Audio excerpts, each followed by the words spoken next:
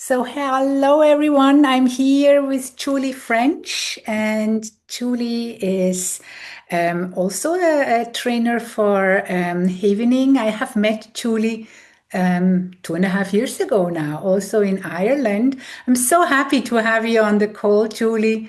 And it's about what's exciting you about Havening. How did you get to know about it? What is it that you would like to bring into the world? Things like that that people might be interested. So Oh, well, welcome. thank you. Thank you so much, Simone. And it's an absolute pleasure and an honor to be here and contributing to your exploration. Yes. So just a little bit about me. I'm Julie French, but I'm not French. I'm English. Um, and I have been in the personal development world, I would say, since the mid 1990s when I woke up from what was probably a deep sleep and discovered that there was a way of looking at the world. There was a toolkit that could not only help me but help other people. Mhm. Now, that time I was a senior leader in social work, and I sort of decided, right, I've got an exit plan here, and I'm going to work my way out, and do this full time, do this incredible work of helping others. And at that time, it was coaching. Mhm. So I did my first coaching training in 1999. Um, Nobody had ever heard of coaching actually back then, other than sports. Um, and then I got very, very involved in NLP. And by 2002, I was an NLP trainer. So I delivered my first NLP practitioner training in 2003. Mhm. And and it was around about this time that I met Tony Burgess, and the rest is history, really, because we came together through our love of NLP, and that a connection was very deep. We were friends, business partners, before we were a couple, and we've been a couple since 2005. So Tony So and it I was your 20th anniversary last year. well, it was our 20th anniversary in that way, but we set up the business together in 2004. Okay. And primarily it was coaching and training, and primarily NLP training. That was really what we were all about back then. Um, and it's kind of evolved since then. So in 2008, we took a slightly different course in our lives, and um, got very involved in a psychometric profiling tool Mhm. called DISC. And we became partners with the company. It was Inscape back then, and it's now Wiley, the big publishing company. And we thought, well, it's kind of interesting. We'll dabble in it. We went and did our training, as I say, 2008. Little did we know what a huge difference it would make to our lives, because it is passive income. So and it is something that we believe in, helping people understand more about themselves and other people, but Mhm. it's more in the corporate world. Um, and then and Tony will have told his story, but in 2012, Tony came across this thing called Havening, and there was no training, and he just came to me and said, "Look, somebody's just talked to me about this thing. I'm going to have a go." you know. And he always says, with the permission of his clients, he he used Havening Very, very rudimentary, just from Ron's book, When the Past is Always Present. It was event havening. That's what he used. And then just, came to me and said, this is incredible. This is really making a difference. But there was As no, many of us have this yeah, experience. It's just working. It's yeah, incredible. It's working. absolutely. And so, he showed it to me.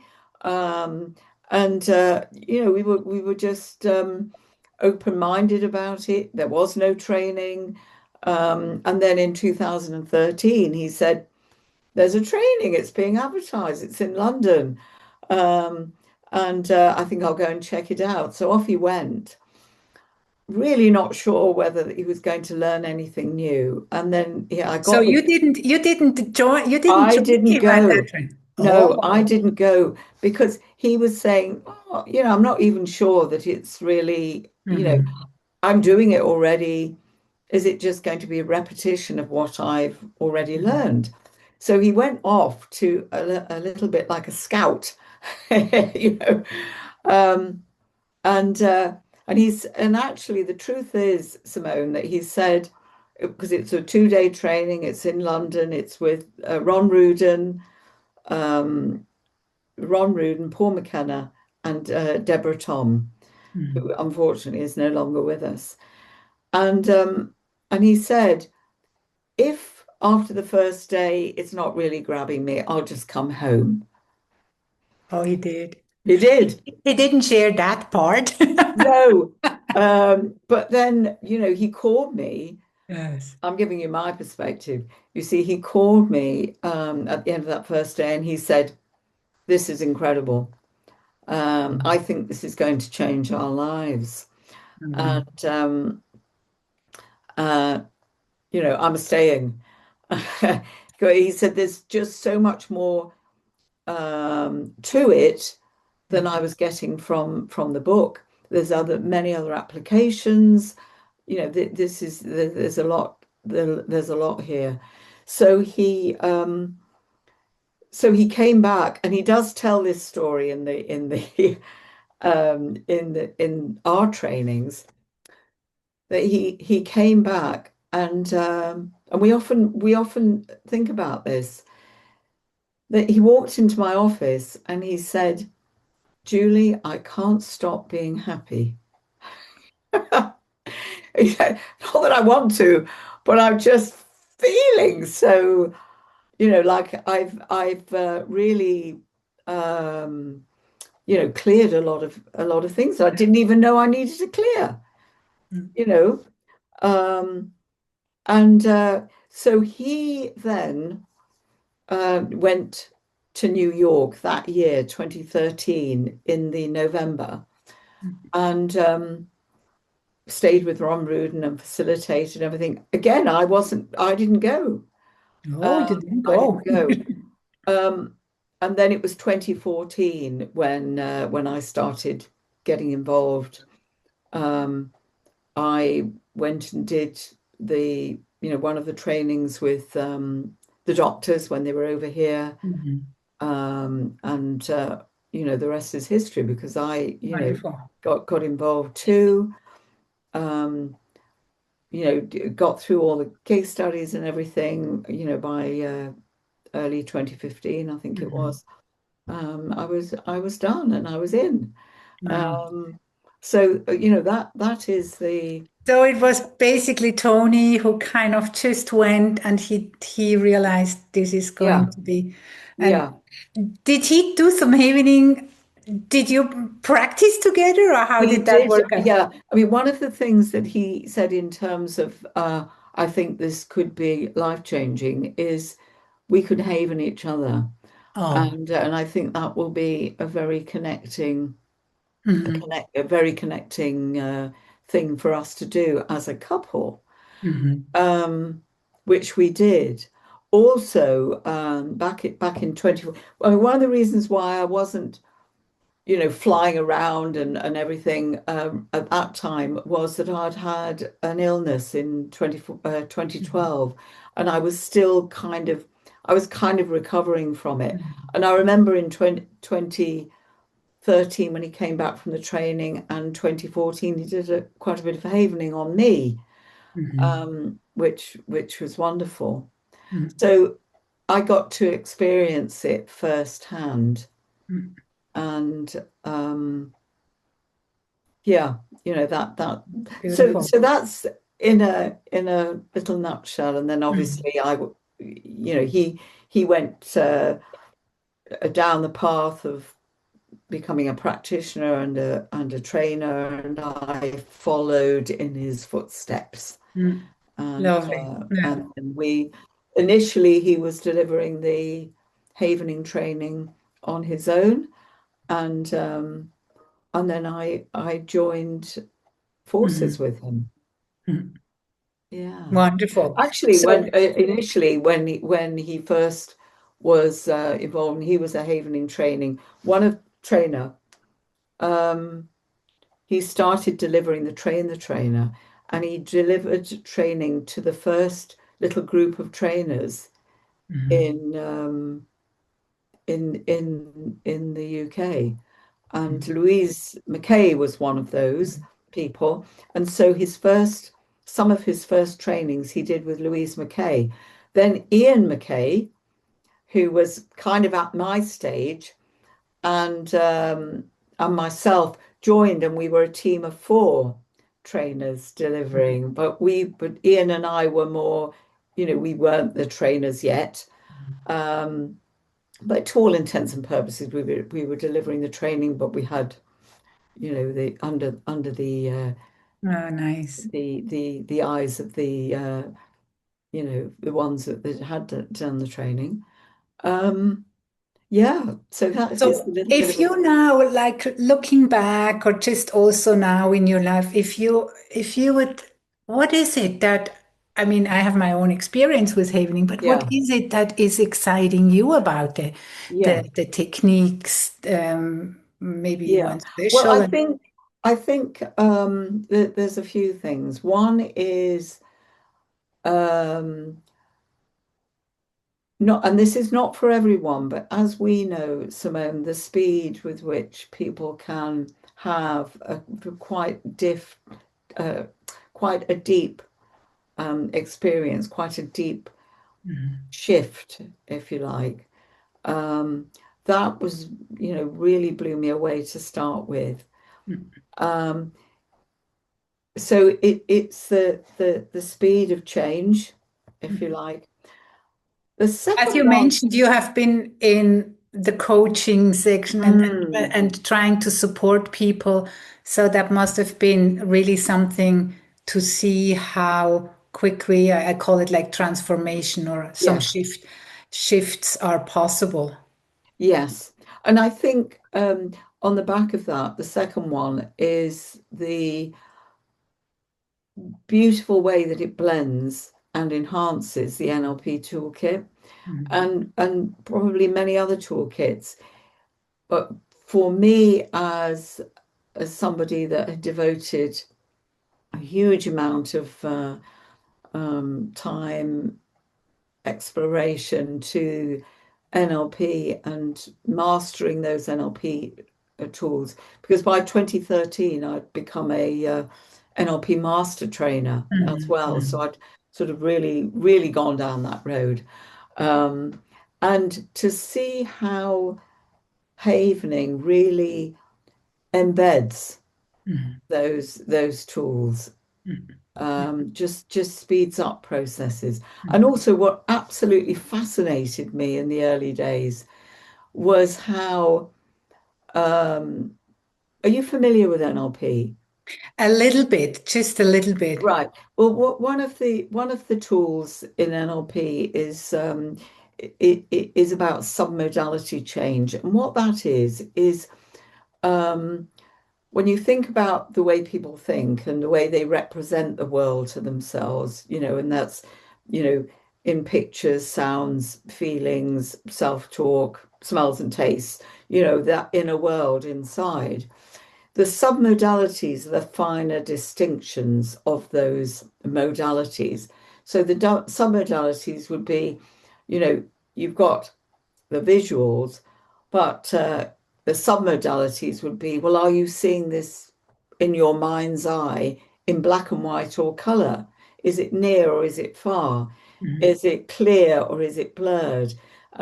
Is it widescreened or is there a frame around it? You know, all these kinds of things. And in NLP, as one of the tools, we give people an internal remote control and they can Mhm. make those changes themselves. And that's very powerful. You know, people Mhm. move something away or they what we call disassociate from it. So it's now they're seeing themselves having that Mhm. experience rather than through their own eyes. But the fascinating thing for me was that those submodality changes happen on their own with havening when somebody has experienced maybe some event havening where you've helped them clear a trauma, and then you ask them to, just tell you about what what they remember. So often, don't people say things like, "Oh, it feels like it happened to somebody else," Mhm. um, or "Oh, it feels very far away now. It's almost like a distant memory." Um, and I thought, how beautiful. The submodalities are happening on their own as part of the process. Mhm. That I think is just incredible. Mhm. Um, the other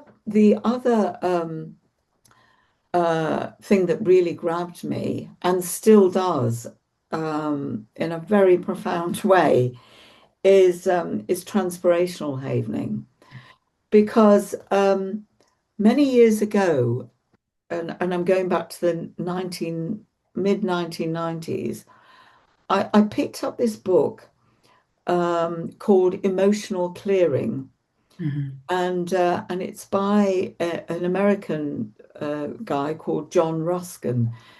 And in fact, you know, I've reread this book many times. It's almost like I'm reading it for the first time. I kind of think, what was I actually reading when I was reading it in the 1990s? Because I don't remember half of this.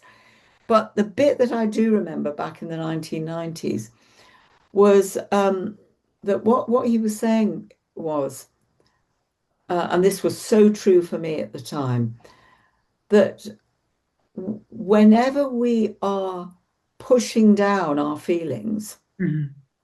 um, they get stuck in Mhm. the system. They get stuck in the body. They can't be released. And he talked about feelings having a binary, you know, on off kind of pattern. Mhm. And when we connect with them and we sit with them, then they will naturally dissolve. They will naturally, Mhm. they will move through you. The energy of them will move through you. But most of the time, most people, as we know, are battling with their feelings. Mhm. They are running away from them, struggling with them, fighting with them, as if those feelings are going to kill them. You Mhm.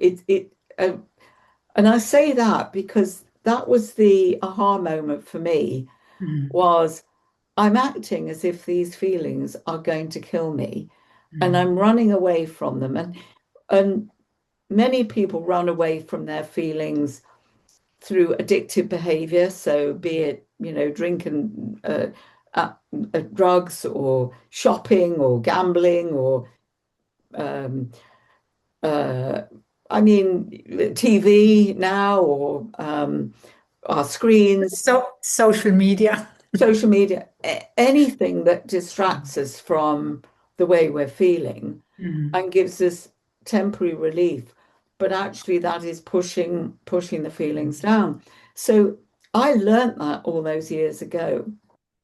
Um, and he has various techniques, and he's written a more recent book called Deep Clearing, and I think in 2001, maybe no, 2021, he wrote that one. But it's more or less the same thing. He's just Mhm. actually explaining it Mhm. probably in a better way, I think. Um, so when I came across transpirational havening, all the light bulbs went off. It was like, oh my goodness, this is essentially a beautiful tool to help people release their feelings, Yes. unhelpful feelings. Mhm. And In a very safe and very, you in could a always very say, gentle way. in a very safe and a very Mhm. gentle way. And it is my Mhm. this is me, it is my go-to Mhm. self-havening tool because you know, because as you become a bit more tuned into, oh, there's something niggling me about that. Mhm. Oh, something bothering me. Oh, I didn't like that conversation. Or whatever it is, Mhm. you know, we're living in a world where stuff is happening, always happening, Mhm. that can trigger some emotional responses. And it's just so beautiful to be able to do that for ourselves in a very, as you say, very safe Mhm. way, where again the light bulbs go off because what tends to happen is the system will show you where this came from, or me Mhm. anyway. It's like, oh yeah, of course. This feeling is just like that feeling I had, I don't know, when I was 7 years old and this happened. Mhm. And all that is happening in life is that I'm just replaying that Mhm. pattern. Mhm. Um, so that has been very profound, and it is so. I mean, all of these techniques are just so Mhm. powerful in one-to-one work with people, aren't they? And it's so beautiful because you can weave them in. Yes. Yes. Um, it doesn't need to be a havening session. It's a transformation session or it's a coaching session. Mhm. Mhm. In a corporate environment where somebody is, maybe frustrated that something's happened, and you can bring this tool Yes. to play. And it reminds me, as you were talking about the feelings and the pushing them down, I remember years ago I heard Deepak Chopra, and this is what I normally quote is feelings have feelings. Yeah. And if we tend to push them down, it's that they just become bigger and it just needs a lot of more energy Yes. to try to push them down. And then we have all the effects of could even go into depression of putting Yes. feelings down. So having with transpirational that just doing the havening when I do the self havening and let feelings be feelings and Yes. have them being expressed. I think that's also part of what I really enjoy Yes. naming them and giving voice to it and having that tool to just speak them out and it's stuck in here Yes. anyhow. So if I am able to speak them out, it really releases it gives Yes. your body more space and freedom. And yes, they are being seen, and when feelings are being seen, they just, as you said before, they kind of, yeah, fade away. So I really, Fade yeah, away, they dissolve. That's the yeah, they release, they dissolve, they fade away. I love that. wonderful. So is there any story that over the years, because you have been, as I told Tony, you guys are first generation, um, are anything that stayed with you as from the practices or the maybe one in one or maybe own experience that you can say, wow, that stays for me. That's Yeah, one. and it's a hard one, isn't it? Because I don't want to break any Yes, confidentiality. of course. Um, but I think the and you know, and I can certainly bring a lot of stories to mind. Um, the stories where you've helped somebody with havening, um, remove some kind of block that was preventing them from doing something. Mhm. And you know, it might have been that they were musicians, say, Mhm. and they wanted to do more with their musical ability, but they were kind of you know, in I don't know, self-doubt and I'm not good enough, and you know, all of those kinds of things. And then you see, you know, you see post-havening um, on Facebook Things that have they're changed. actually out there Wow. and they're Yeah. doing it. You know, it's Mm. like, oh, you know, that's just so, you know, That's so, yeah.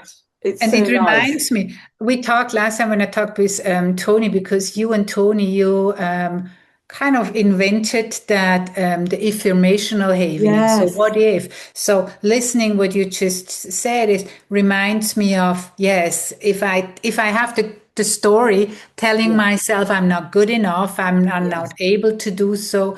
So this what if I'm good enough? What Yeah. if? And what I like is sometimes I invite people not even to fill in the blank at the end, just stay with the what if. So the what Yes. if I'm good enough somehow just opens my chest, Yes. opens my mind, and what comes in, which I really enjoy, is there's some kind of a curiosity coming back Yes. to me. And Yes. curiosity doesn't go with fear. It No. just doesn't either or very often. Yes. So when there is curiosity, there is openness, and then there is Mm. possibility again. Yes. So Yes, exactly. And you know, um, the what ifing is it's curiosity, but it's also, you know, that you can do it in a beautifully graded way. So you could say, you know, what if I am good enough? And you and that might get through, mm, or it might be that there's a little bit of resistance. But mm, if you frame it as, well, what if I'm better than I've been telling myself? wow, yes. Then that's like, well, there's less to fight there. Mhm. You Mm, know, what if I can start to appreciate myself a bit more? You know, it's wonderful. just Mhm. a little dangling. You know, Mhm. Tony always says, you know, throwing something, you know, out into the neuronal pond, you know, a little bit of juicy bait to see what gets nibbled at, you Mhm. know. So we can go straight for the, you know, what if I can? But what if I can start to entertain the possibility that I might be capable of doing this? You know, it's sort of like very, very, there's nothing to fight there. So Yes. we can, you know, really be creative Yeah. with those what ifs, with informational havening. And you know, we always say start to begin to, what if a part of me, you know, it doesn't even have to be all of me, you know, Mm. what if a part of me um, knows Mhm. how to do this. Mm. Mm. Wonderful. So Yes. yeah, there's some beautiful things there, but you know, j just so many stories of. Um, I mean, I remember in the early days when I didn't really even know whether this, you know, it's when you're first picking up a tool, it's like I don't really know where I'm going with this. Mhm. Um, and I can remember somebody that I was working with who had she was a carer, and she'd come across somebody who was deceased in their own home, and she couldn't get the image out of her mind. It was Mhm. the image of this person, very distressing, and she was almost like, I don't think I can even go back into work because I'm so afraid that this might happen again. And again, it was just the speed with Mhm. which things started to change with Event Havening, to the point where she was like, I can't even get, I can't even get, the memory back. I can't get it. And it was less than half an hour, and Mhm. that's just so incredible, isn't it? It's so Mhm. powerful. Uh, Yes, and it's something about like really helping people to manage difficult yes, situations and freeing themselves, as you said, from really disturbing yeah, inner images they have, and yes, to the point that they might not even be able to continue their work. And yes, having something at our hands, at their hands, yes, that can help them. Yeah, beautiful. yeah. So if you had one wish for the Havening community, what One. would that be? Or you can have two or three. Well, I mean, I would, and I'm sure many people would love to see Havening become more mainstream, Mhm. more well known, Mhm. um, and with more people using it for themselves. Mhm. I think that, because that is the beauty of it, isn't it? The empowerment that it brings. So, I think, and it will happen because the more people who are out there using Havening and bringing Havening to the Yes, world, it, I think so too, because it's something, I mean, in one sense, it's like old wisdom. People yes, have always used their hands for touch yes, and consoling and yes, cherishing and helping and regulating. So I think it's something that is has been there for yes, centuries. ancient wisdom. Yes, and now it's kind of yes, it has knowledge, it has neuroscience behind it, and it's Yeah, so easy. So people, I mean, as since I started the yes, evening, whenever I'm doing something, I'm doing the evening for myself, and it's yeah, somehow helping to regulate. And just recently, I have my niece. She said, because I did a process online in one of my trainings. And she said, I'm so sensitive. Normally, I'm just so affected by yes, emotions of other people. And while I was watching, I was just doing the evening for myself. And for whatever reason, I didn't feel yeah, that emotion inside of me. So I could just also distance myself and not getting so much involved in it, which I yeah, think it's a beautiful thing. yeah. I mean, that absolutely is, to I mean, for all of us to be able to go with the flow, Yes. Yeah. just to relax into being, Mhm. and have that stillness, and go with the flow, Mhm. is just a beautiful thing to experience, and a beautiful gift Mhm. to share with others. Wonderful. So thank you very much, Julie, for our chit chat, as I Oh, call our you're chat. So welcome. it's so lovely, and I hope people are inspired. And is there anything I'd love to link how people can find you? I would Yeah, just well, put that. the website is the website that Tony will have given, Okay, which I is will our link the same. I yeah, will which is link the same. aha-success.com. That is Great, our hub website, and then okay, that connects to various different websites and great. parts of the business that we have. So if people are interested or want to connect with you, they can Yeah, head through them.